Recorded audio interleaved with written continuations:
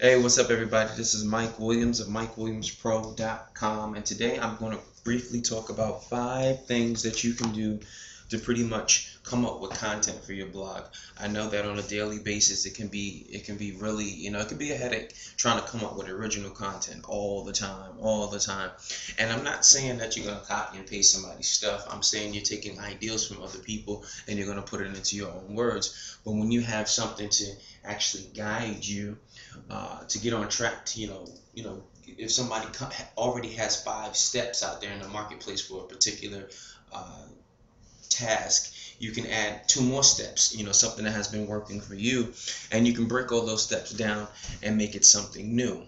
You can go out there and see what's hot in the marketplace and just talk about it. You can find some articles online and chop them down just like you used to do in college. Okay, so the first thing I want to show you is Alexa.com. If you go to Alexa.com, okay, Alexa.com pretty much it researches all the different websites out there in the marketplace, and you can go to Alexa.com and then go to what's hot, and Alexa.com will let you know exactly what's hot right now. What are the trending topics on the internet? So you look at here, it got 1 through 20. For example, Lindsey Vonn. I think that has something to do with Tiger Woods. And you just scroll down, and it's letting you know all the hottest things that people have been pretty much talking about within the last, 24, 48 hours. So this was published on January 24th, so this was yesterday. Okay, so some, if you're into news reporting and things of that nature, you can get some things from Alexa.com. I saw some other stuff on there. Looks like I saw some social media stuff about LinkedIn. When I saw that right here. So LinkedIn looked like it's trending. And you check it out, see what's going on. Find something within these top 20 topics that interests you, and you think you'll be able to write something good about it in the marketplace. Go to those different articles and chop them apart pretty much. Okay. The next thing you can do, you can go to YouTube. You can go to YouTube charts, right? YouTube charts. YouTube.com/charts. And it's pretty much what's the hottest thing going on YouTube right now. And you can check them all out. I think they have different categories. The last time they were updated, they have all the popular channels, popular videos, and you kind of just go in here, see what's popular, see some things that you're interested in talking about, and embedded it to your blog, and then you talk about it, you write about it, watch the video and then try to pull out something that interests you, or pull out something that you can make a lesson. I remember I went to the movies to see Wreck-It Ralph, and Wreck-It Ralph had a really cool part where he was sitting in this he was sitting in like an AA meeting for villains, okay, and so he said something in that particular scene that talked about there has to be more. He believed that there was more to life than just him being Wrecking Ralph and beating up on a building. So I made that a blog post. I took that. It was a trending video. The movie was popular at the time. I set it up and I got some decent traffic to my website because of Wreck-It Ralph, and something that I pulled away from Wreck-It Ralph. So you can use different videos, and you can go to Alexa.com and see what's hot, and talk about it and try to pull out the different things that you've learned. You can go to different articles. Like, for example, let's say we go to Google.com. Right, and let's think of a topic. What's a topic? How to get focused. Focus has been a huge word between me and my organization these days, so it's really on my mind right now. Focus. So different blog posts will come up about focus. You might be with even to drill down more on Google if you can try to, but you can find other blog posts or other articles or any kind of content on the net. So this guy has 10 ways to use laser sharp focus to get more done. So you can read his blog. I read it in detail. I see what all his steps are, so you can give yourself a meaningful purpose. Distinguish between urgent and important. So he has all these good points, great points. What I would do is I would comment on that blog. I would share that blog post, just to show them some love. and then you kind of pull some things that you liked from that article, pull some ideas from that article, and you set up your own 10 laser sharp focus ways to get things done. And your title doesn't have to be 10 ways to use laser sharp focus to get more done. You know, you can change it around, be a little more creative, but at least you're on the right path now. You see what I'm saying? At least you got a guide now, you know, where you don't have to sit there picking your brain all day, trying to figure out how to come up with new stuff all the time.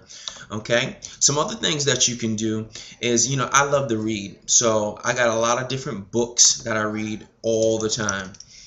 Okay, and you know, if you're reading some material at the time, I don't know, I'm just going to Amazon.com just because I'm talking about books, but if there's a book that you're currently reading and that book is good to you, you really like it, you're getting some good stuff from it, okay, take some stuff from that book, turn it into a blog post, right? Turn it into your own thoughts. Relate something that you're getting from that book, relate it to your life in some way, shape, or form, relate it to your business in some way, shape, or form, and come up with an idea.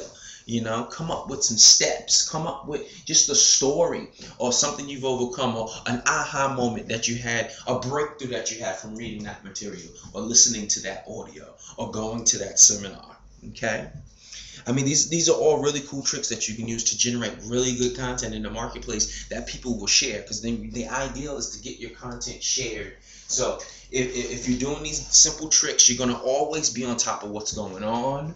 You're going to always have something to say, even, you know, even when those days you just don't feel like writing, you know, you can go back and you can get different material from various places on the internet. And the last thing I like to do is I like to go to my emails. I'm on a lot of different emails, okay? I'm going to show you something in my email account, okay?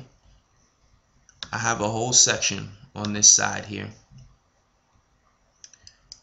of emails. I call it the Guru emails, okay? I hope you can see that. The Guru emails. I mean, I got Lawrence Tam, I got David Wood and David Sharp, Chris Record, Aki Wood, Ryan Dice, Tony Rush, Tracy Walker, Mike Dillard, Ray Infern. I have all these different people. So for example, let's go into my Frank Kern section, okay, and I see what Frank Kern's talking about, right? You know, I like to read these at night before I go to bed, all these different emails, and I look at the styles of the emails. I'm looking at the ideals that they have in the emails. And then I'll do one or two things. I'll share a story about how that email affected me, or I'll pull from that email and create my own steps in some way, shape, or form. I'll just reteach what Frank Kern is saying. You know, and even if on that blog post, you know, if you don't feel comfortable enough that you can make it an original piece with the same ideals, you can just, you know, say, hey, you know, I was in an email from Frank Kern, and these cool ideals he shared with me, and I want to share them with you. It's something as simple as that, guys. As simple as that can get you on the right track to constantly creating quality content for your blog over and over and over. You know, taking ideals. No ideal in this world is new. Okay? No ideal is extremely new. It was built on some other ideal from someone else. We all build upon ideals to create new stuff, and that's how we advance. That's how we get better, because the more you do this, the more you do it, the more you learn it. When you're reading other people's stuff, you're sharing other people's content, you're learning from them, right? You're becoming a fan, and you might just keep going back and referring to those different people, and then, you know, reach out to them and say, hey, you know, I've written on a couple of different topics. I've written on a couple of different topics that you have, and you've been one of my sources. You've been one of my sources of inspiration to continue writing. I thank you. You know, send them the messages and let them know what's going on. And that's how you connect and build networks on the internet, guys. So that other people with larger networks, they may just see something that they liked from you that day and share it with the community. All right, guys, this is Mike Williams of MikeWilliamsPro.com. I hope you got something from these 5 steps to creating content, my friend. I'll talk to you soon. Thanks.